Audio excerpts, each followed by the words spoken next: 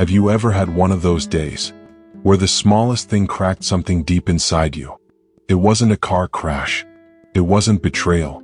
It was just a look that lingered too long, a silence that said too much, a message that never came.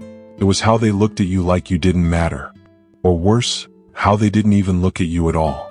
And just like that, your chest tightened. Your thoughts spun out of control. You started writing 1,000 painful stories in your head, each one more brutal than the last. You smiled on the outside, but inside you were breaking. And no one noticed. You got quiet, maybe even numb. But the storm didn't pass. It just moved inside you. And in that moment, it felt like the world had too much power over you. Like your peace was being held hostage by people who didn't even know they were holding a weapon. But here's the truth. They didn't break you. They couldn't. Because the power to break you was never in their hands. It was always in yours. And that means you can take it back. See, Stoicism isn't about pretending you're not hurt. It's about mastering the hurt. It's about standing in the middle of chaos and choosing not to collapse.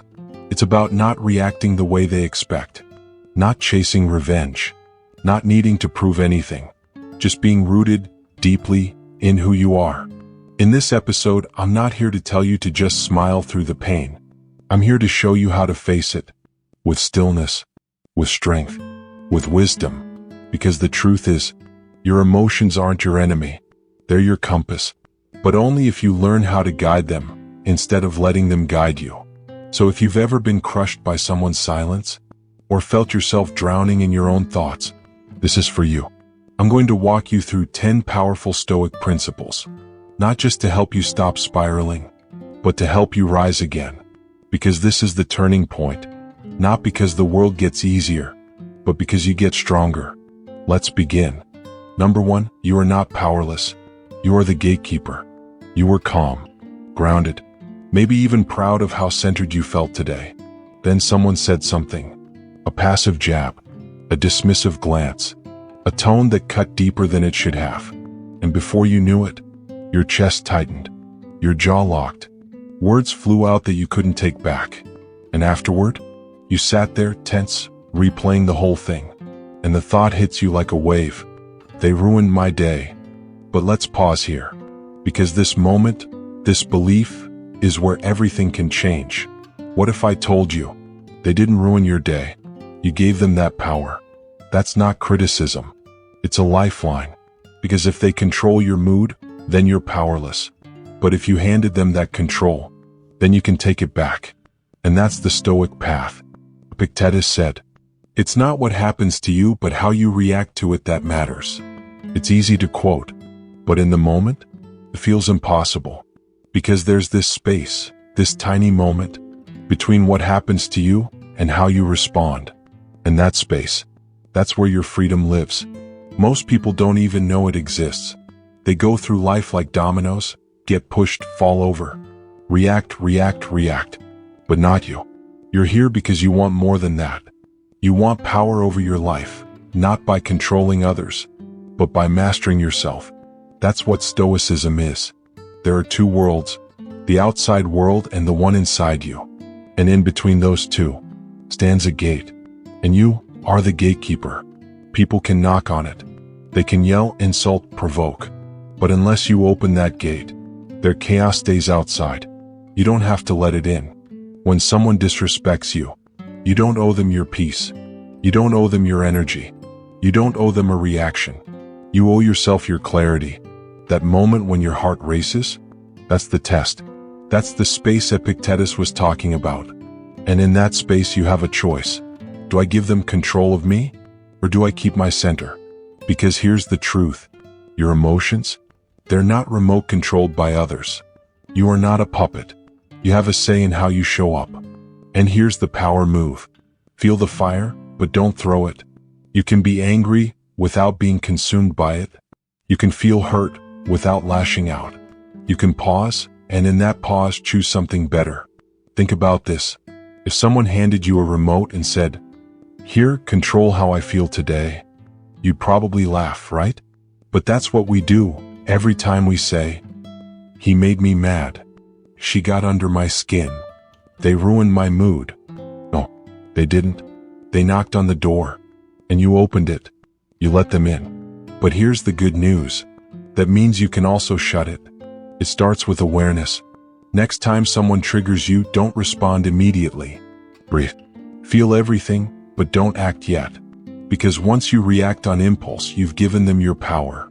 But if you hold the line, if you pause, breathe, and choose, you win. Marcus Aurelius, one of the greatest Stoic minds, reminded himself every single day, you have power over your mind, not outside events. Realize this and you will find strength. Not control over people, not control over outcomes, but over the one thing that shapes everything, yourself. Let's make this real. Imagine you're in a meeting. Someone makes a sly remark trying to embarrass you. You feel the heat rise. Your ego wants to strike, but instead, you ground yourself. You ask, is this worth my peace? And then you choose how to respond, if you respond at all. That's power. That's mastery. That's being the gatekeeper. Because anyone can react, but only the strong can pause. Only the wise can choose. The next time someone tries to rattle you, don't ask, why did they do that to me? Ask, why did I let it get to me? And then, reclaim your gate.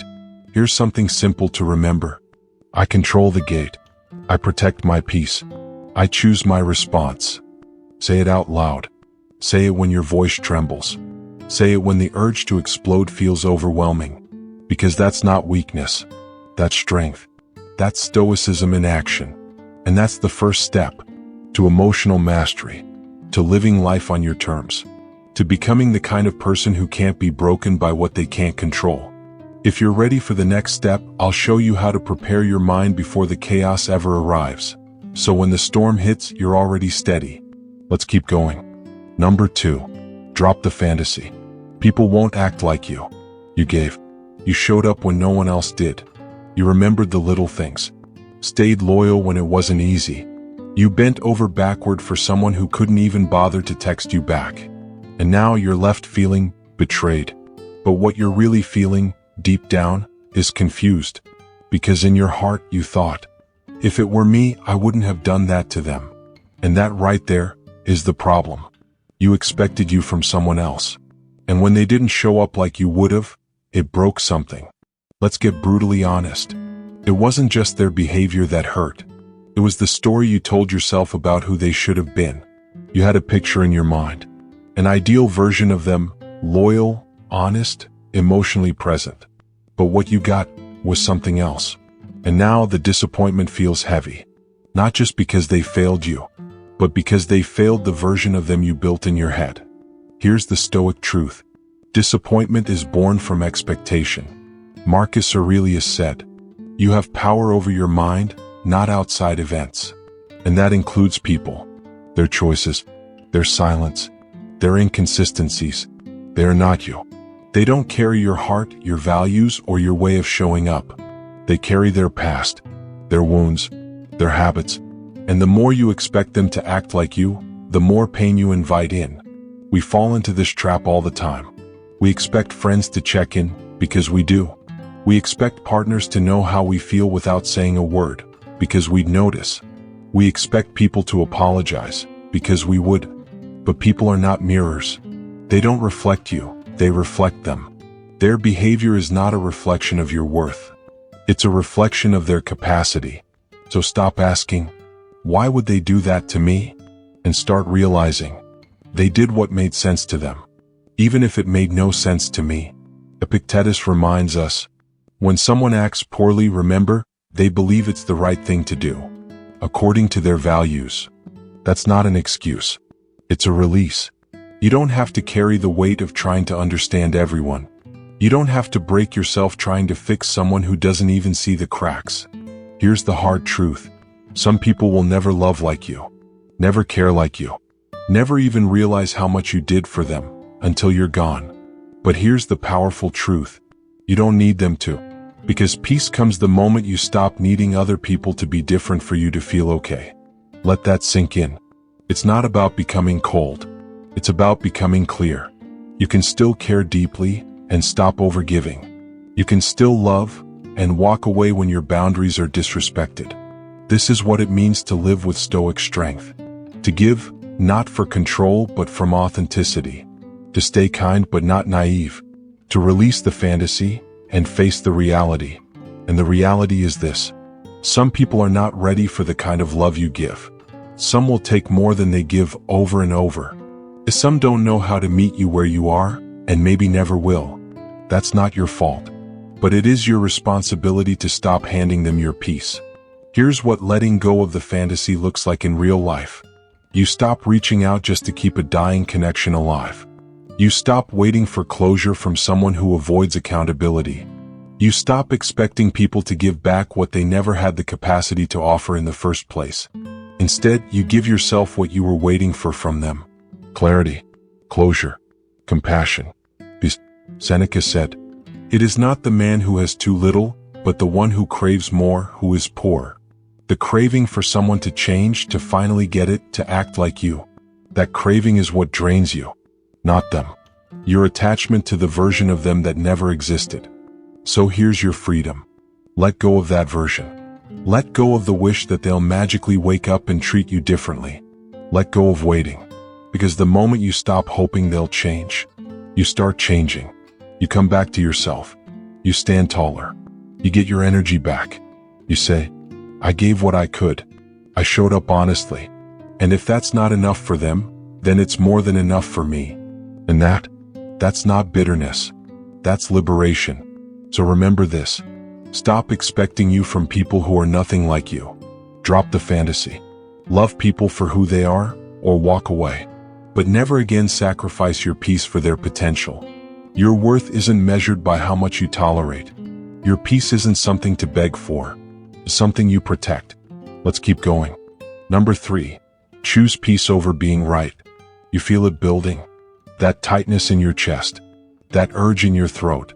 The words bubbling up, ready to fire back. They just said something completely wrong. Offensive. Ignorant. Unfair. And everything in you wants to correct them. To defend yourself. To win. But here's the truth. You can win the argument and still lose your peace. So ask yourself, do I want to be right, or do I want to be free? Arguments are tempting. They make you feel powerful, like you're taking control. But what they usually give you is more stress, more noise, and less clarity. The Stoics understood this. They didn't avoid the truth. They just didn't hand over their peace in the process of proving it. Marcus Aurelius said, "You always have the option of having no opinion. There's never a need to lose your peace over someone else's noise." And that's exactly what most arguments are. Noise. Not truth-seeking. Not growth. Just ego clashing with ego. We want to be heard. We want to be right. We want the other person to see it, to finally understand. But at what cost? Your energy? Your inner calm? Your emotional balance? Because here's the reality. The more you fight to prove your point, the more you lose control over yourself. And what are you really fighting for? Is it truth? Or is it just the need to feel superior? Be honest. Because real power, true power, doesn't come from winning battles. It comes from choosing not to fight every time you're provoked. Epictetus put it simply. If someone speaks badly of you, live in such a way that no one believes it. You don't need to explain yourself. You don't need to defend every comment, correct every lie, or challenge every slight. Just live. Live with so much clarity, consistency, and integrity that your actions speak louder than any argument ever could. And when someone says something that stings, something unfair, disrespectful, or flat out wrong, try this. Pause, smile, and say, "You could be right." Not sarcastically, not with attitude, but calmly, because maybe they could be. And even if they're not, arguing about it won't change anything. You keep your dignity. You keep your peace. You walk away lighter, not heavier.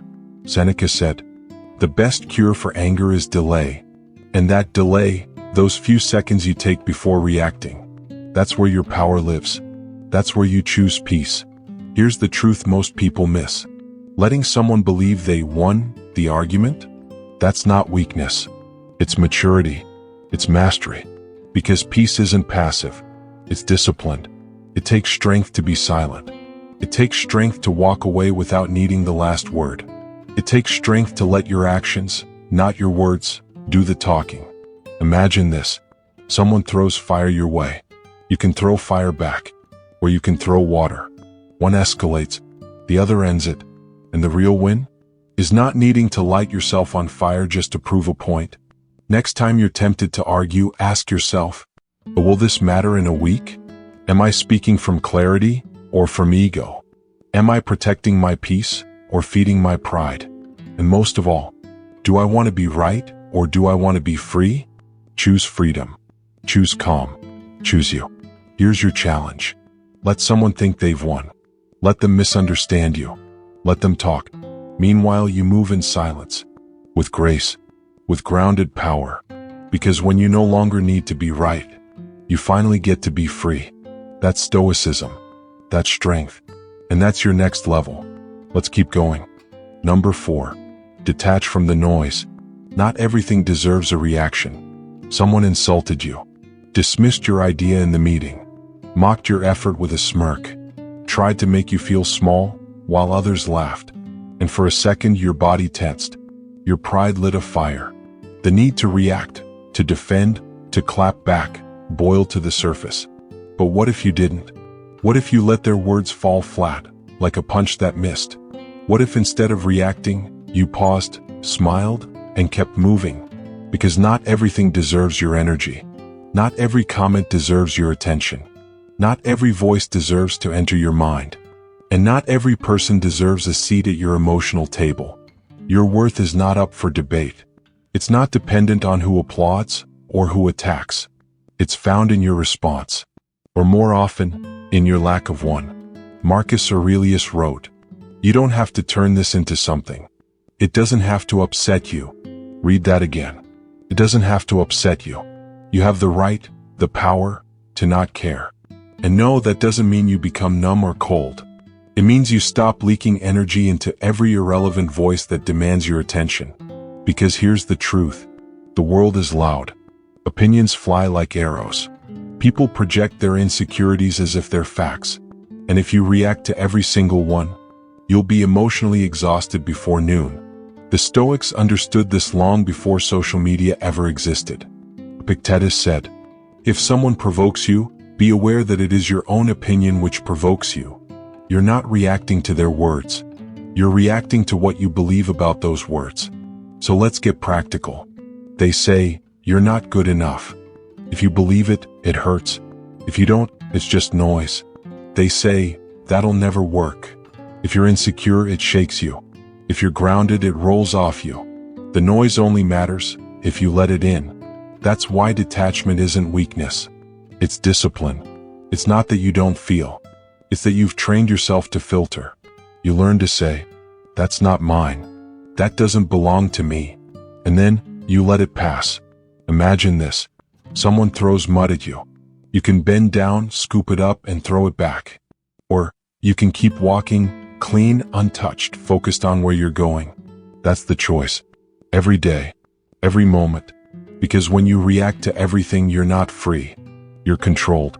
You're a puppet, dancing to the pull of every insult, every rumor, every glance. But when you choose not to react, you're no longer their prisoner. You're free. Lao Tzu once said, "Care about what others think and you will always be their prisoner." Let that hit. Every time you contort yourself to fit someone's opinion, you shrink. You step off your path. You trade your truth for approval that was never real to begin with. So let their opinions echo. Let them bounce. But don't let them sink in. Because most of the time, people aren't even talking to you. They're talking to a version of you that lives in their mind. A version shaped by their own fears, projections, and misunderstandings. You don't owe them correction. You don't owe them a reaction. You owe yourself your peace. Seneca said, "We suffer more in imagination than in reality." And so often the insult isn't even what hurts. It's the story we build after. They said this, maybe it means I'm not respected. They didn't respond, maybe I'm not valued. Stop. Detach from the noise. Come back to reality. Come back to your power. You are not obligated to attend every argument you're invited to. You are not required to react just because someone else is loud. You are allowed, completely allowed, to say nothing and still win. Try this. Next time someone tries to rattle you, don't explain, don't justify, don't defend. Just pause and in your mind say, "Not today, not my energy," and watch how quickly they lose their grip on you. You see, when you stop reacting, you stop feeding the fire. And when you stop feeding the fire, people either burn themselves out or walk away. Either way, you win. This is what the Stoics meant by self-mastery. Not controlling the world, but controlling how the world affects you. So the next time someone throws words your way, ask yourself, do I respect their opinion enough to care? Or will this matter in a week? Am I reacting from insecurity or responding from wisdom? And most of all, do I want to protect my ego or protect my peace? Because every time you choose to not react, you build something stronger than any comeback could ever give you. A grounded, untouchable sense of self. So here's your reminder. Detach from the noise. Don't absorb what isn't meant for you. Not everyone deserves access to your attention. Not everything deserves a response. You don't owe the world your energy. You owe yourself your freedom. Let them talk. Let them doubt. Let them judge. And let yourself rise quietly, steadily, unshaken. That's Stoicism. That's power. Let's keep going. Number 5. Set boundaries, or be eaten alive. If you're always saying yes, let me tell you what's really happening. You're silently, consistently, painfully saying no to yourself. Every time you say yes when you want to say no, you're abandoning your own needs to make someone else comfortable. And you might think that's kindness, but when it becomes a pattern, that's not compassion, it's self-erasure. Because without boundaries, your life becomes a public sidewalk, and everyone walks all over it. Let's get one thing clear. Boundaries aren't cruel. They're sacred. They say, this is who I am. This is what I value. And this is how I protect it. Seneca said it best. No person hands out their money to strangers, yet they hand out their time, their mind, their peace for free. We guard our wallets. We lock our doors.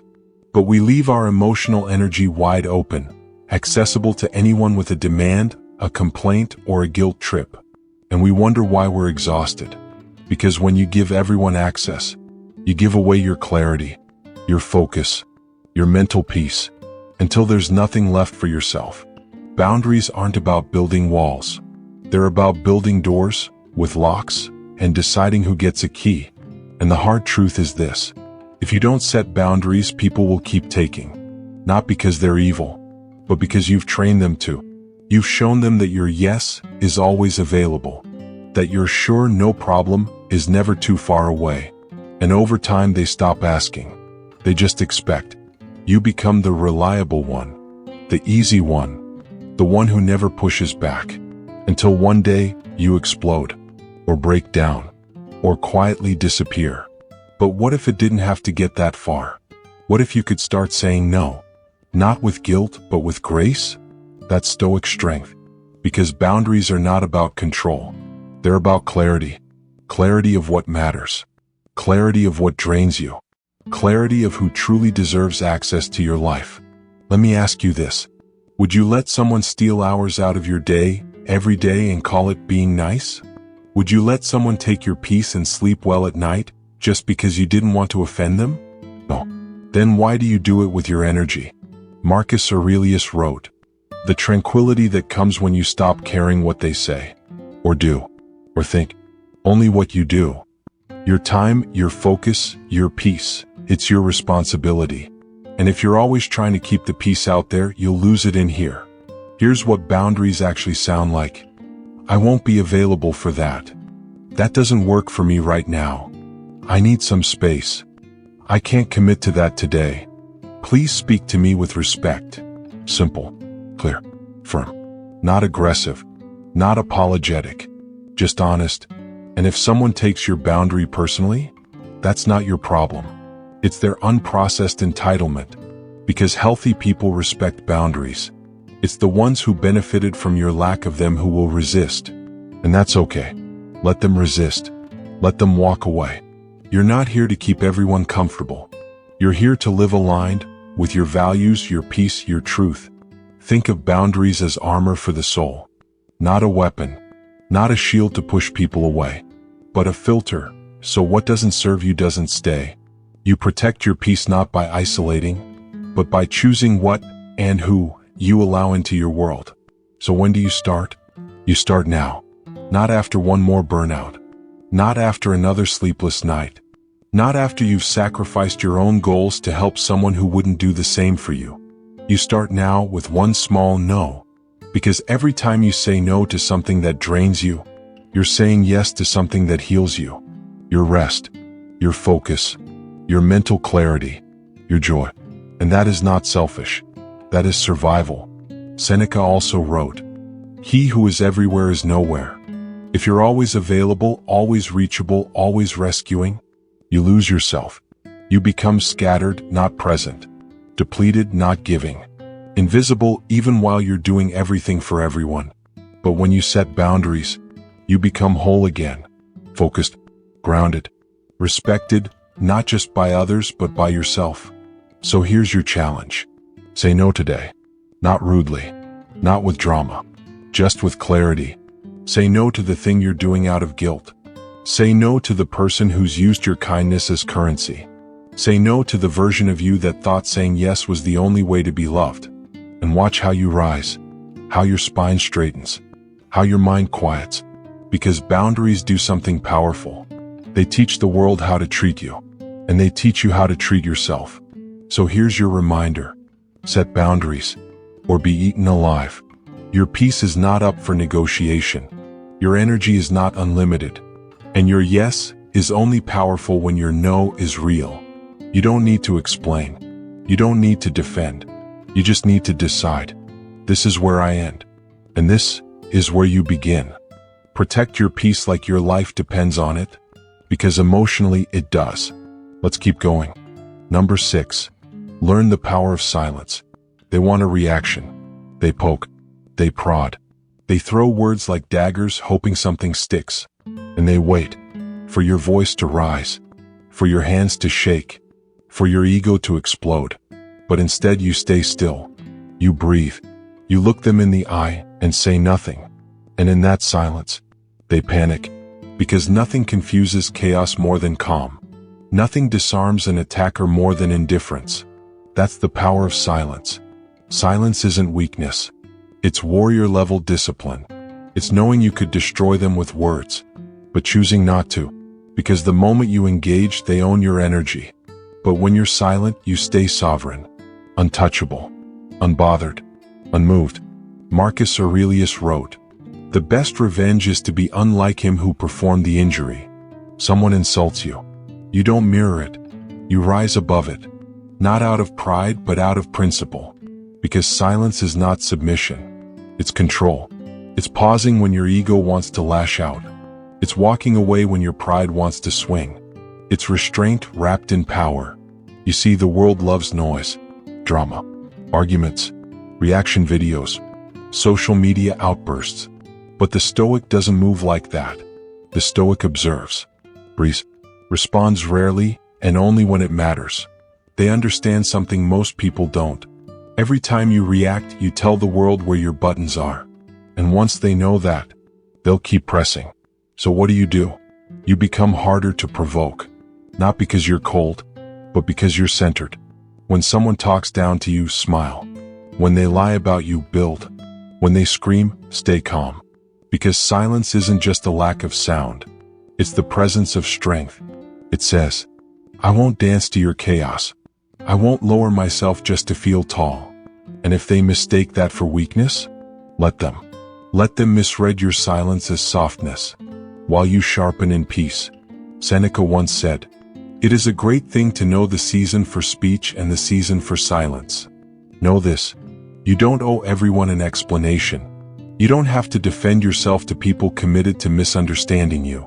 You don't have to explain your value in rooms that can't afford your presence.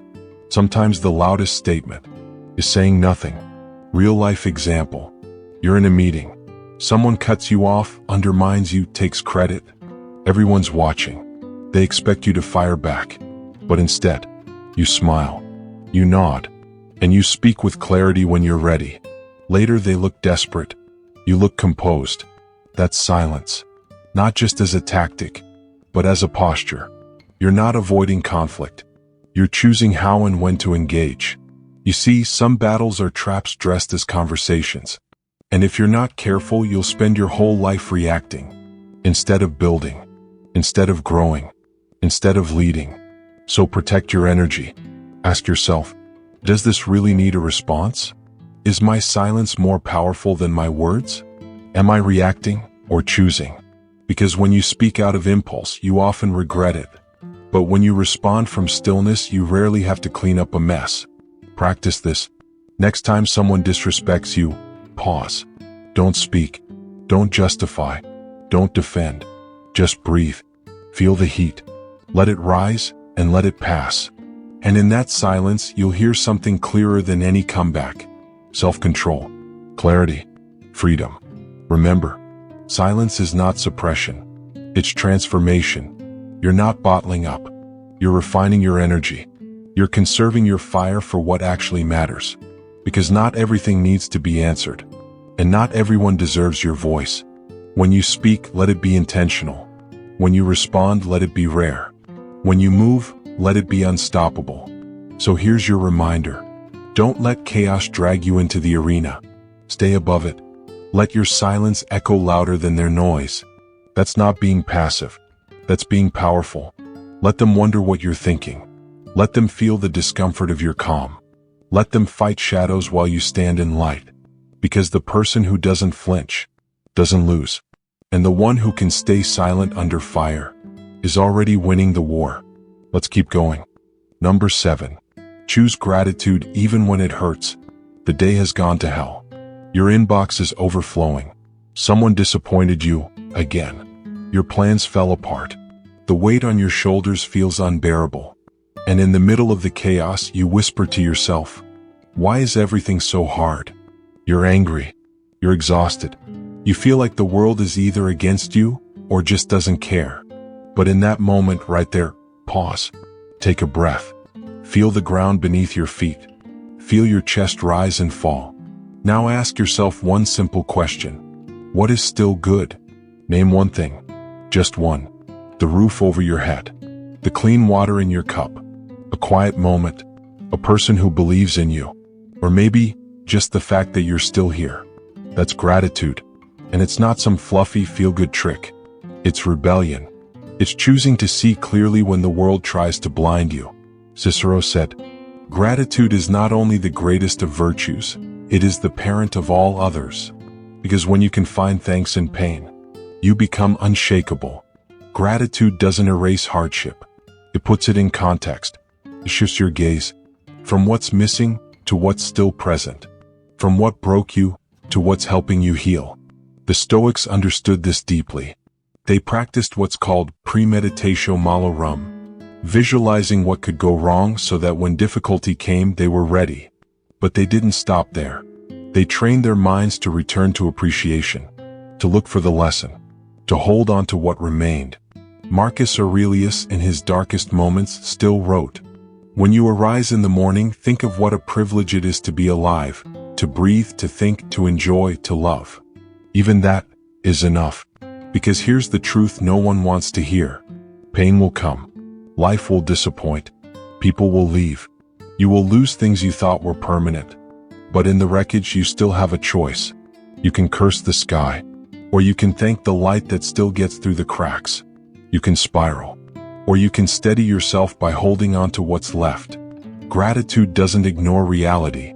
It grounds you in it, but focuses your attention on what serves you instead of what drains you.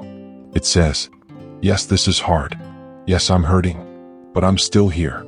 And while I'm here, I choose to see what's good. Try this. When the world feels heavy, take 60 seconds, close your eyes, and name 3 things out loud that you're grateful for. Watch what happens. Your body softens. Your breath deepens. Your mind slows down.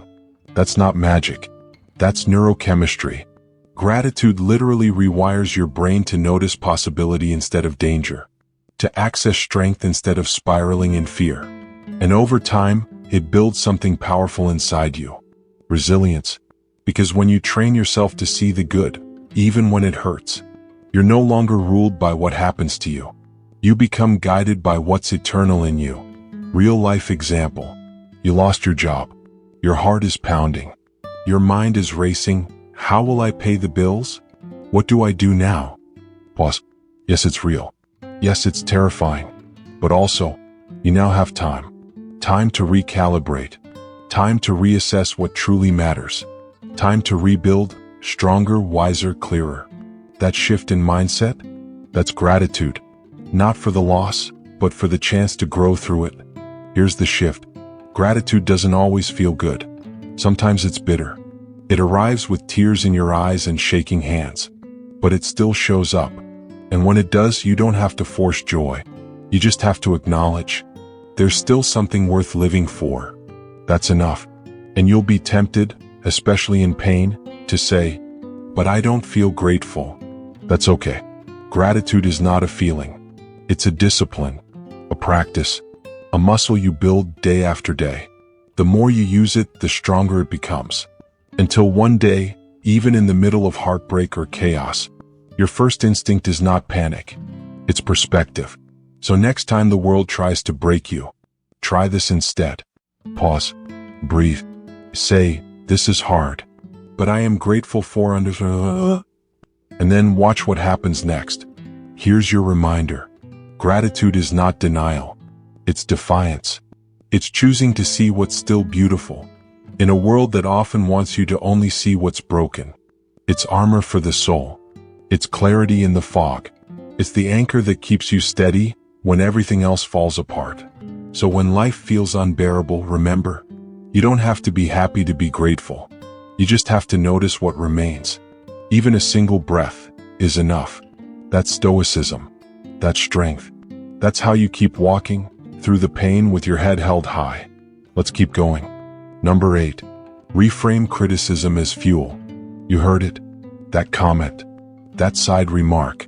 That unexpected jab hidden behind just being honest. And it stung. Not because it was brutal, but because a small part of you wondered, what if they're right? Criticism can cut deeper than a knife. Not because of the words themselves, but because of the voice they awaken inside you. That little voice that's already insecure, already doubting, already whispering, you're not good enough. And when someone points at your cracks, that voice gets louder. But here's the Stoic invitation. Don't run from it. Don't cover it up. Lean into it and listen. Not all criticism is cruelty. Sometimes it's truth, dressed in discomfort. And even when it hurts, ask yourself, is there something here I can use? Because that's the difference between ego and evolution. Ego defends. Evolution reflects. Ego says, they don't know what they're talking about. Evolution says, maybe they do. Let me see what's true. Epictetus said, if someone speaks ill of you, ask yourself, is it true? If yes, correct it. If no, laugh. It's not about agreeing with every opinion. It's about extracting what serves your growth and discarding the rest. You see, most people either absorb criticism and feel destroyed, or reject it completely and learn nothing. But the Stoic path is different. You examine it. You test it. You reframe it. You say, thanks for the feedback, even if the delivery sucked. You turn it into fuel. Let's make this practical. Someone says, you're too emotional. Ego says, I'm passionate. Wisdom says, am I reacting instead of responding? Someone says, your work isn't good enough. Ego says, you just don't appreciate me. Wisdom says, where can I tighten the quality? What can I improve? This is not self-blame. This is self-responsibility. Because here's the truth. No one evolves in an echo chamber. Growth demands tension. Progress requires pressure. And the people who challenge you might just be giving you the mirror you've avoided. Seneca wrote, as long as you live, keep learning how to live. That means being teachable. Even when it's uncomfortable. Even when it bruises your pride. And yes, some people criticize not to help you but to hurt you. Their intention is petty, jealous, or bitter. But even then, you can extract the lesson. Because the Stoic doesn't just grow from praise. They grow from friction. They don't waste time being offended. They spend time becoming unoffendable. Try this mental shift. Instead of asking, "Why did they say that about me?" ask, "Why did it affect me so much?" Because often the sting reveals more about our own wounds than their words. If someone calls you lazy and it doesn't hit, you move on. But if it pierces you, maybe deep down, you know you've been slipping. That's not shame. That's an invitation to rise. So don't resent criticism. Recruit it. Let it train you, sharpen you, humble you, make you unshakably strong. Even Marcus Aurelius, the emperor of Rome, kept a daily practice of reflection. He wrote reminders to stay teachable, to check his pride, to embrace correction. If the most powerful man in the world could do that, what's stopping you? You want to grow? You want to be calm under fire? You want to live with integrity? Then you need to stop avoiding discomfort and start walking toward it. Because growth doesn't come from comfort. It comes from being challenged and choosing not to flinch. Here's your challenge. This week, when criticism comes your way, pause. Don't get defensive. Don't explain. Just say, "Thank you. Let me think about that." Then actually think about it. Is it rooted in truth? Good. Use it to evolve. Is it projection? Good. Use it to strengthen your boundaries. Either way, you win. Because when you stop letting criticism define your worth, you start using it to shape your future. That's not softness. That's mental toughness. So here's your reminder. Reframe criticism as fuel. Let it refine you, not reduce you. Use it to sculpt a better version of yourself, one response at a time. You don't have to agree. You don't have to defend. You just have to stay open enough to learn and grounded enough to remain unmoved. That's Stoicism. That's how you rise. Let's keep going. Number 9. Master letting go. Even when it hurts, you want to hold on to the words they said, the look they gave, the silence that screamed, the way they left without explanation. Or worse, how they stayed and made you feel invisible. You replay it again and again, like watching the same painful scene on repeat, hoping that this time it will make sense, that this time the pain will lessen. But it doesn't, because holding on doesn't heal. It burns. And the longer you grip the flame, the longer it scorches your peace. Letting go isn't forgetting. It's choosing your freedom over your fury, your future over your fixation. And yes, it hurts, because the mind craves closure. And the heart wants justice, wants someone to make it right, wants the past to change. But it won't. Marcus Aurelius reminded himself, the best revenge is to be unlike the one who wronged you. That's Stoicism. Not reacting with equal cruelty. Not letting someone else's actions define your inner world, but choosing to rise anyway. And sometimes, letting go doesn't mean they were right. It means you refuse to let them continue living rent-free in your head. You refuse to carry the weight of their behavior into your next chapter. The Buddha once said, holding on to anger is like drinking poison and expecting the other person to die. Read that again. You think your pain is punishment for them, but it's only poisoning you. So let's get honest. How much time have you lost obsessing over what someone did? How many nights have you laid awake, reliving a conversation that's already over? How much energy have you poured into a version of events that can't be changed? And now, imagine what you could build if you took that same energy and redirected it into your healing, into your growth, into your peace. Because the truth is, letting go is not weakness. It's radical strength. It's saying, I'm done carrying what doesn't serve me. It's taking your power back. Seneca wrote, he who suffers before it is necessary, suffers more than is necessary. That's what holding on does. It multiplies pain. It chains you to a moment that's already gone. But when you let go, you don't erase what happened. You just stop giving it the authority to rule your present. Letting go means you forgive even if they never apologize. You heal even if they're still broken. You rise even if they tried to keep you small. So how do you do it?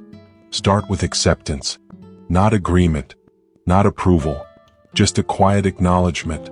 This happened. It hurt. But it no longer gets to own me. Then, release the grip. Every time your mind brings it back, breathe. Every time your heart aches, breathe deeper. And repeat, I am no longer available for this pain. You may have to do this 100 times, maybe more. But each time you take a piece of your power back. This is what the Stoics meant when they talked about the dichotomy of control. Some things are up to us. Some things are not. You cannot control the past. You cannot undo the betrayal. You cannot unhear the insult. But you can choose what happens next. You can choose to be better, not bitter. Wiser, not wounded. Free, not fixated. Real life example. You were ghosted. Out of nowhere. After months of connection. No explanation. No closure. It hurts. But instead of spiraling, you pause. You remind yourself, their silence says more about them than it does about me. You journal. You walk. You cry. Then, you let go. And one day you notice, the ache isn't as loud. The weight isn't as heavy. The world starts to open up again. That's the quiet revolution of letting go. Here's your reminder. Letting go doesn't mean you weren't hurt. It means you've decided to stop bleeding. It means you've chosen to live with open hands instead of clenched fists. Because you can't move forward while dragging what's behind you. You can't reach for peace while holding on to pain. You can't start your next chapter if you're still rereading the last one. So today ask yourself, what have I been gripping so tightly that it's now gripping me? And then slowly, let it go. Not because they deserve it, but because you do. You deserve a clear mind, a light heart, a future not built on resentment but on renewal. Letting go isn't the end. It's the beginning.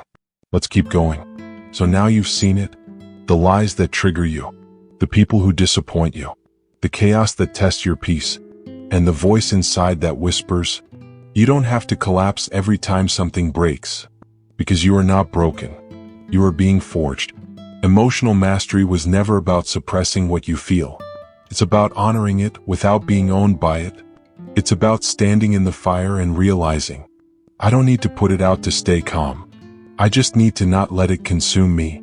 You see, the Stoic doesn't escape the storm. They become the stillness within it. They don't avoid conflict. They respond with clarity. They don't deny emotion. They channel it. So when someone lashes out at you, pause. When life deals you injustice, breathe.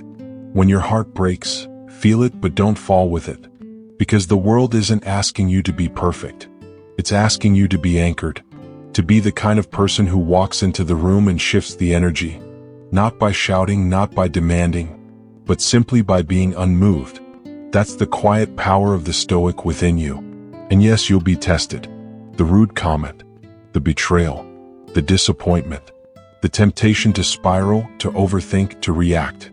But when those moments come, and they will, you now have a choice. You can collapse into the chaos, or you can rise above it. Not because you're cold, but because you've built something stronger.